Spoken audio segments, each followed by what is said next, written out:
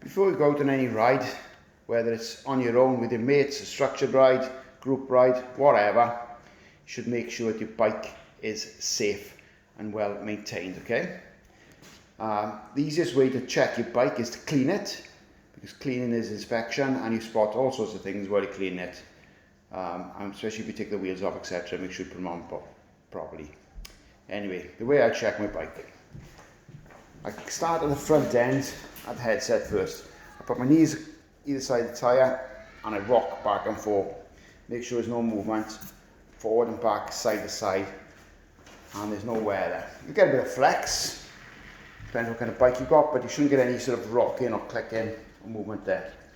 You want to make sure that your brake levers are secure on handlebars and that your bar ends are in place and that your tape isn't frayed and it's likely to come off when you ride in.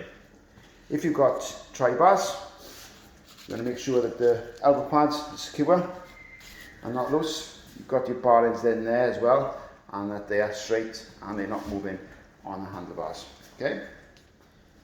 Check the frame while you go along for any cracks or anything that can cause an issue when you ride in. Same with the forks. Especially if you've got a carbon bike, you want to make sure that there's no obvious damage or cracks. I mean, I've got some scratches and marks, but there's no cracks in my frame. Alright. You want to make sure as well that your brake calipers are tight and secure, and they're bolted on properly and they're not loose.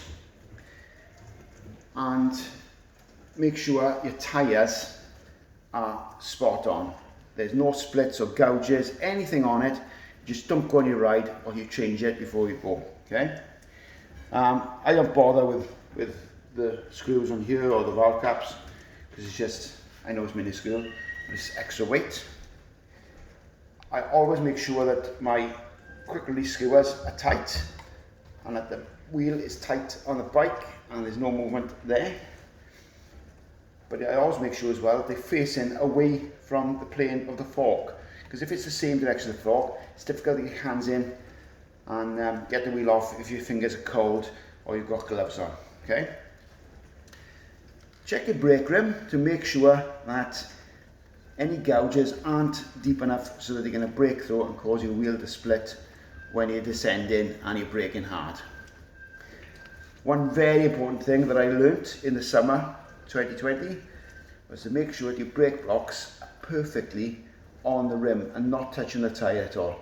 Because if that touches the tyre, I found it coming down the Black Mountains, it nicked my tyre, blow out, and I went over the handlebars at 40 miles an hour.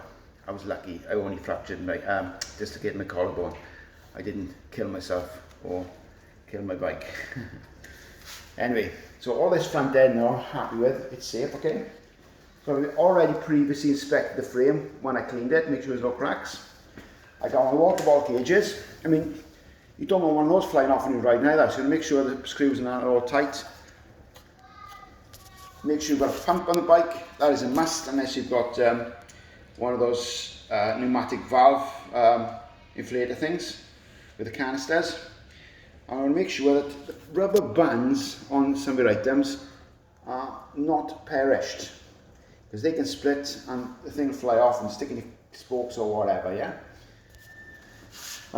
If you've got lights on your bike, which you should have, if you're going out, especially in the winter, you want to make sure that they are working. Mine is, as you can see, somewhere, where's it gone? There.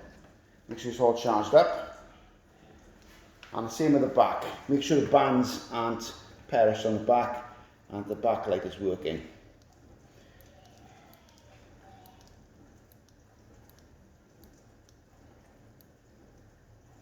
Okay, right, moving down now to the crank set or chain set.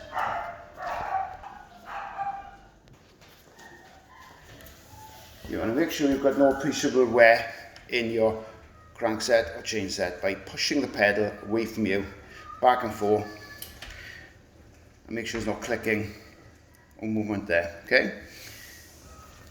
You also want to check that the pedals aren't loose and they spin freely, which mine do. And if again you've got a Garmin device or cadence sensor or whatever on, make sure the rubber isn't perished and it's likely to split and come off when you ride in. Check the teeth for any that are missing or worn, and check the derailleur is all good and not loose or moving. I've actually got a bike stand, and I usually do this all on a bike stand. Most people haven't, which is why I'm doing it on the floor. And I usually run through the gears to make sure they're all aligned and everything's okay before I go anywhere. And I check this pedal as well. And believe it or not, most people don't realise this, but chains are silver. If your chain isn't silver, you need to clean it. Because a dirty chain is not going to last very long at all. I'm going to pause this while I turn the bike around. Okay, so we established that the crankshaft is all good. The chain looks good. My rear cassette all looks good and it's clean and tidy and there's no debris in it. And my rear derailleur is all good as well. One thing to check with the derailleur is to make sure it's aligned with the rear cassette. If it's not, you're going to have trouble getting into the correct gear. Could even go into your spokes of your wheel, which would be a bit of a disaster. And you want to make sure as well that this rear hanger is straight, secure and not loose. Okay. Your seat, you want to make sure your seat post isn't loose. And I'm going to assume that you've already had it set the right height for yourself, in which case it's not an issue. If you've got any kind of tool bag, make sure it's secure and not loose, and your seat is secure and not loose and is in good condition. You check the rear brakes exactly the same as you would with the back brake, the front brakes, and make sure that that block isn't touching the tyre, and check your back tyres as well, make sure that's okay. Something you can't carry with you, but you should carry with you in your vehicle if you're going out on the bike but taking it in the vehicle, is a track pump. Little pumps, etc., great for emergencies, but you won't beat the track pump. It makes life so much easier. Anyway, you just unscrew the little thingy on the valve, push on the valve thing, whatever it's called, and then you pump your tyre. Mine, I've given a pump now to release the thing, is only on 70 psi, which is no good for the ride. You want it on 100. So I usually pump it up to just over 100. 110 will do, because you lose a bit of air when you release it. I can't hear any air coming out, which is a good sign, but I doubt it would have anyway. And then you check to make sure it feels nice, which it does. You do the same on the back wheel then as well. In my opinion, an essential tool that most people don't have, but they're only about a 10.5 foot, so I don't think there's any excuse for not having really, is a chain checker gauge. Alright, it's got two sides. This particular make has a 0.75% wear and a 1% wear. Okay, all you do basically is you hang that on any link, just push it in there, right, and you drop that in to the next available space. If it goes in an appreciable amount, the chain needs to be changed.